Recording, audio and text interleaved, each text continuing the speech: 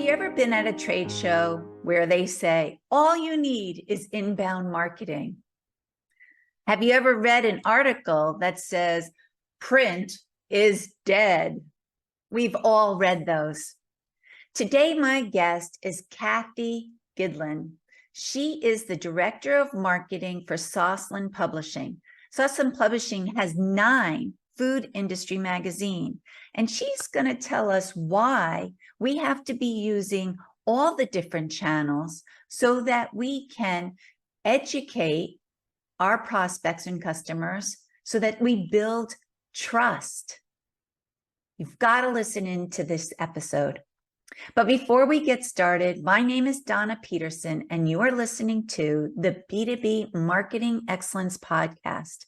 I go around the world and I talk with industry leaders, marketing directors, CEOs, CMOs, CFOs about their industry, what's working, what's not, what marketing tactic is really helping them achieve their goals. So let's jump in. Hello, Kathi. How are you today? Good, Donna. How are you doing? Good. It's Friday, so it was a crazy week, and I'm looking forward to the weekend. Same here. We're in that busy time of getting into our selling season for 2024, and there's a lot going on here too. It's so funny when you say like 2024, don't you get confused sometimes when you sit at your desk, like what month are we actually in? For sure. For sure. I can't believe it's already almost August, to be honest. So it is. It's crazy. It's crazy. So, you being the Director of Marketing at Sosland, you must see there are tons of different marketing tactics and channels coming up and all these shiny new objects. But I'm seeing a lot of companies and clients go back to print. Have you seen that on your side with the Sosland publications?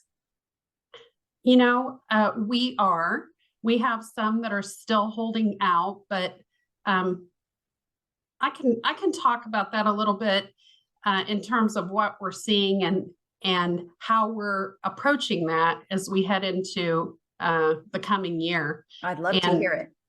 Yeah. So, we believe that without a deep understanding of the purchaser's preference and behaviors, that our customers, who are both suppliers and service providers, can really kind of miss out on, qualified leads, lucrative sales. And so what we see is for those that are really looking to fine tune their marketing strategies and establish enduring relationships with those decision makers, we're really reminding our advertisers that every customer's journey is unique. Yeah. Every buyer that they're trying to reach is unique. So in order to meet their buyers at every turn, it really cannot be done without a combination of integrated print and digital channels and tactics. And totally agree. What I see so often is many B2B companies believing that print is dead, and the executive team will kind of decide that they're going 100% digital with their marketing strategy. And after everything I've studied and measured in CRM platforms and I mean this, for nearly 25 years, back in the days where we were using DBase 3. Yes. Honestly, know it. Where we've tracked every source of a lead. I think putting all of our marketing dollars into a single area is one of the biggest mistakes that we can make in the B2B world to reach potential customers. Mm-hmm. And what we've noticed is those B2B companies that went digital only, for example, they're figuring out in many cases that they need to kind of rebalance their efforts. Yeah. And so I do want to talk about that for a minute, because I think if we think about the balance of the mix of marketing tactics kind of pre-COVID, and then everyone went digital during COVID. Yes. And now here we are post-COVID, and it's really time to get back to those traditional marketing channels and just not assume everyone is on their mobile devices all the time. Yes. And so I guess I'd just like to say what we recommend to our customers is that it really does depend on their buyers or the customer's overall goals, excuse me. So are they launching a new product, or did they just acquire another company and need help with brand awareness? So we've yet to come across a situation whereby it really makes sense for any of them to reach their potential customers with only a traditional outbound marketing strategy versus a full inbound marketing strategy, using only the internet and social media, if you will. Yes. And to reach their entire group of buyers, I think you probably know, Donna, that the days of a singular buyer making a purchasing decision has become a rarity. And so in order to target those buying groups that we like to call them, it's important for our customers to craft their marketing plans with a good balance of print and digital solutions, depending on their revenue goals and objectives. Yeah. So, and there's so many companies out there now, and that's why you have to be across multiple channels, because, and I also feel that print gives a company such validity. You know, if you send anything in print, people stop. They're like, wow, look at this. And if it's a good quality piece, the quality piece kind of gives you that representation of the company itself. Like it does. And I think it's a matter, it's about trust too. Yes. When you see something in print versus digital, you know, we see that those buyers tend to trust that brand a little more, you know. I think their equity, their brand equity rises above those who don't. Well, definitely, because think about it, as a digital company, you could pop something up. You could get emails out within 24 hours of opening up your door. A print piece takes time. Yes, it's more expensive, but it's more effective. And I think it's longer. Now, quality magazines, I keep them. I look at them. Exactly. The real estate hangs around longer, yes, if you will. Yeah. And even if you get a mail piece, you look down at the mail piece, you see the return address, you open it up, but then if you throw it out, you still have looked at that a lot longer than a subject line on an email and hitting delete. Absolutely. Yeah. So print is, we're seeing it from our side. More companies are coming back to print, but I totally agree with you, especially on the B2B side. And if they have even expensive offers, it has to have a print component to it to give that value and make people, you know, like you said, build trust, because when you build the trust, that's when you'll then have the loyal customers. Absolutely. So then another question, you kind of hit on this already, is that you recognize that each of your brands, now Sosland has 9 different food publications? Correct. So you have 9 different food publications, and you've understand within that, of course, you have different buyers, but each one of them have a different buyer's journey. Correct. So I'm just curious, how do you, you're about probably going to go into this, how do you navigate the process and identify how you're going to make these connections with these people? You know, that's a great question. Just to get back to that buyer's journey for just a moment, we've conducted some in-depth third-party studies and learned over the past couple of years that there are actually a minimum of 6 industry professionals within a company or even one facility, each with their own filters. They're all looking for different kinds of content during that awareness and education, those stages. Yeah. And these complex buying groups, they're all keeping their eye on different types of information to help inform their choices, depending on where they are in the buying process. So what was really an interesting find through our study is that when these industry professionals and leaders are simply kind of keeping up, if you will, on what's happening in our space in the world of food manufacturing, of 15 different potential sources of information, trade media dominates as the #1 source these professionals turn to. Yeah. meaning print magazines, websites, newsletters. They're really looking to those channels for the latest innovations and company activity. And to a lesser extent, but I think it's still important, a sizable number of professionals are turning to webinars and social media content to stay up to date on industry trends. But I think as marketers, we need to remember that individual company generated marketing tactics like, our blogs and our newsletters and webinars, they build an audience over time, as you just talked about. Whereas outbound marketing vehicles like the print and trade show promotions, for example, they all reach a large audience quickly. They're effectively creating brand awareness and promoting a company's products or services to that broader audience. And so to answer your question, Donna, we're reminding our advertisers that both inbound and outbound marketing tactics are vitally important to the health of any business. And that's smart. Yes. Yeah. And as I've touched on here, they each carry their own strengths. And you really do need to be everywhere you can be. And if your marketing budget is smaller, at least employ a good mix of tactics to reach the buyers on their time, their terms, and their path. Yep. And also, like you said, because we're not talking about a singular buyer anymore, we're talking about buyer groups. So within the groups, each of those individuals want to consume information differently. And absolutely. And I don't think that we should be making assumptions about where we know, where they're hanging out, if you will, looking for information. And there's such value, I've been in company meetings where the client will sit down and say, okay, Donna, we spent this much on our marketing. This is how many sales we have. This is what the cost is. And I'll ask, well, what about branding? Right. Say, well, we don't care about branding.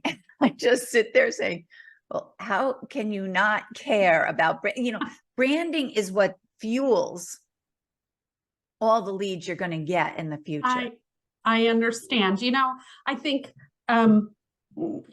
it's easy for a lot on the financial side or the executive side. It's like, we just need to generate revenue right now. But overlooking the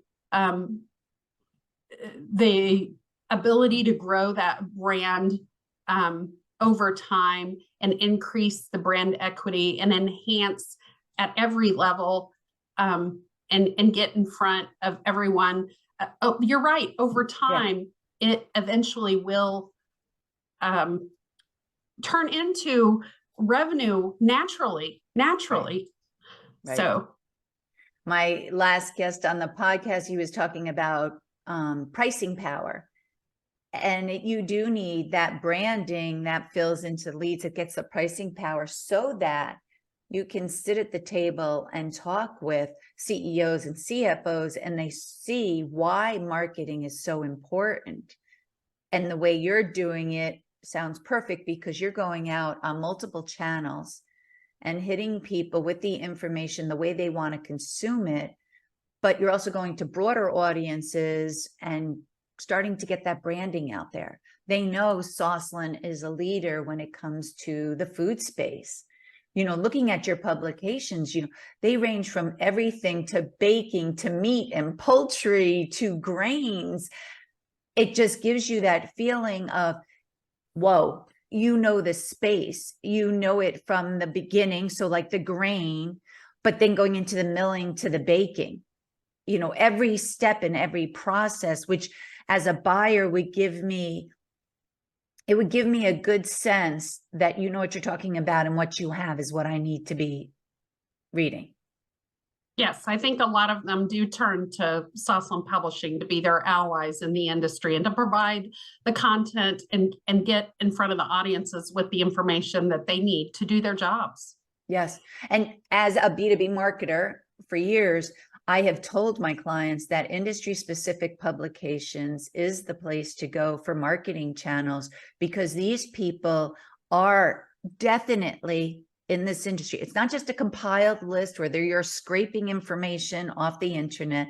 No, these people are subscribing to your publications because they need that information to do their job, which means they need any product that would be in that industry. For sure. And it's kind of a home run then for the advertiser, because you're going right into the people who definitely are in the space. Couldn't agree more. Yeah. So then last question, because I know you're extremely busy today with 2024, which It's okay. We all are. You know, as you saw with COVID, a lot of people went to digital. And then as a director of marketing, you must see the results coming in. How important is it for companies to be ready to pivot, to change things around based on the results they're getting? Or do they just keep going their same old path? You know, this is kind of a tough area for me to talk about, Donna, because while I don't think that I'm completely different than any other savvy marketer out there, I do have a little bit different perspective on this. Right. And, you know, although some really big names in our industry have experienced significant growth in revenue for some, you know, some very strategic and thoughtful B2B marketing plans of which I have led, I continue to struggle with basing all of our marketing decisions off of digital metrics, for example. Mm-hmm. And I understand how vital metrics are for marketers and even agencies acting on behalf of these companies to make solid decisions as it relates to the business's overall marketing strategy. But I see a lot of marketers making some quick and rash decisions just based on numbers. Let's say click-through rates, for examples. And as marketers, I think we're doing the companies we represent a disservice by not looking at the big picture, just in terms of understanding the path that a new customer took before they turned into a hot lead, or whereby a purchase is imminent, for example, or, and then when they finally bought for us. And I hate to say this, but in many cases, I've seen some really weak CRM systems that aren't properly tracking sources of the initial lead, such as a print ad or a trade show lead, for example. And so I see companies and agencies that get hyper-focused on these dashboards that only tell a portion of the story in terms of what's happening through digital marketing or inbound tactics, if you will.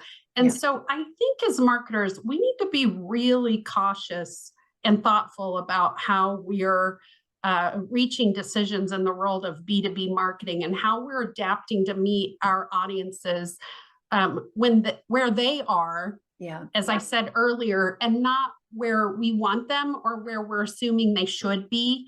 So while I think it's crucial for us to be flexible and nimble with the ever-changing markets that some of us are in, I believe strongly that we as marketers really need to proceed with caution while ensuring that we have a solid understanding of the bigger picture. And I couldn't be more passionate about that. I've been passionate about this for 25 plus years, and I continue to beat this drum, and I don't think I'll ever stop. I really do believe in, hitting on all cylinders, if you will.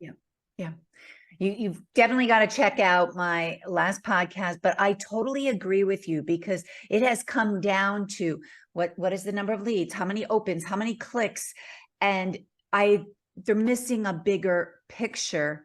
And it's not, you can't just do a one-off, say, oh my gosh, that bombed, let's move to this, or let's do a social media post. Oh, that didn't work, let's go over here. No, you've got to dive in deeper and get a true understanding of that audience. And you have to stay the course and be willing to offer the people the information they need. And it could be, like you said, and then if you don't take in the other channels, it's not a clear picture of whether it's working or not. If it's not picking up those trade show leads, like you said, you don't know the journey of that person then. Exactly. I guess I'd like to say too that whether your business is transactional based, maybe you're selling small products or small solutions, entry-level solutions that are, $3,000 or $5,000, and somebody's putting them on a credit card at a company and you're moving on. Whether you're transactional based or you're selling capital, they've got capital spend and they're buying a larger solution from you. Some of those sales cycles can be anywhere from 3 weeks to 4 years. Yes. And I think that's one of the things that we need to keep in mind, is that this journey can happen over a very, very long period of time. And just thinking that we're going to reach everybody digitally it doesn't work. It doesn't work. So I've had that personally happen. I've met people at trade shows and we stay in touch. They don't become clients. There was one person, I think it was 3.5 years later, after talking back and forth, and they're like, oh, you know what, Donna, can you help me with this? And I'm like, yes, I can. But you're out there. That's why the branding is so important. You're out there, they recognize you, and then you start that communication back and forth. Or maybe they just keep coming to your website to look at the information that you have. And when they are ready, because not everyone's ready at the same time, like you said, that buying process, which you know quite well, right? Because you came from the buying side. Yes, I was actually a customer of Sosland's for 18 plus years before joining the team here. And I have led the marketing efforts at a number of equipment manufacturers in the food processing and packaging space. And so it's really interesting for me, having been the advertiser, the customer, to be sitting on this side of the desk. And, I haven't worked for a media provider in my past. I know the products really well, but, how business gets done and the approach and the strategy has been so interesting for me to apply what I know in terms of what these marketers need, who are customers now of Sosland, what they need to get their jobs done and effectively grow revenue for a business, and acquire new customers and, extend the life of those customers. Exactly what they need because you were them. Right. So that's been kind of fun. It's been a lot of fun, actually, to try to put together, what does Sosland Publishing strategy look like? How can we help and support and partner with our customers to help them grow their business? And so, I've had a lot of fun over the past year. It'll be 1 year in August. I can't even, it's just flown by, but I'm really enjoying it. Good, because you have to be such a big asset for them, because to have someone who was on that other side to then come in, I always talk about with the clients, like, get into their head, think like they, or get yourself in their shoes. Well, you were in their shoes. Yeah, it's hard to do. And so, we're having a good time here. Good. And as I think most of our listeners would know, Sosland is a 100-year-old company. It's imperative for them to keep a good reputation going, but offer that quality content that their subscribers have grown to love. Absolutely. We were just working this week on, what the next 3 to 5 years look like for Sosland Publishing and how we can adjust our business to meet the needs of our customers and the advertisers in the food manufacturing space. And so we spend a lot of time on ensuring that we remain a leader among these different markets out there in the food space. And we continue to serve and be that ally that they turn to for the information to address all the business challenges that they have. And that's so important. And I love to hear that you're looking at those goals and into the future and how you're going to continue to advance and change. Sometimes legacy brands kind of get stuck They get a in little what they're tired. tired, or top management is like, oh, we don't need to do that. We've been doing it like this for years. But it seems like Sosland is definitely evolving and looking at growing as marketing continues to grow, and as the food space, what is it that food manufacturers need? And you're already getting that in place to be ready to give them the information they need. Yes, it's extremely important to us as a business to be able to be a company that those advertisers and customers look to for to consult with them, really, and help them make these big decisions that they need to make when they're trying to grow their own business. And so we spend a lot of time on that. And it's important, because when some people might be listening and say, oh, well, food, what are they doing? Making a cupcake or something but no, these are huge food production line. These are big manufacturers who run into, especially nowadays, you have sustainability, you have contaminant, they have a lot of issues to deal with, and they need good, valuable sources to help them out to figure out what to do with their businesses. And Sosland seems to be there. Indeed. That's what we're striving for. We'll have done it for 100 years, and we hope to do it for 100 more. Oh my goodness. And beyond. Well, World Innovators will be 43 next week, but 43 years. Congratulations. So thank you. But 100, well, I won't be seeing 100 years. I don't think I will be either, Donna. Oh.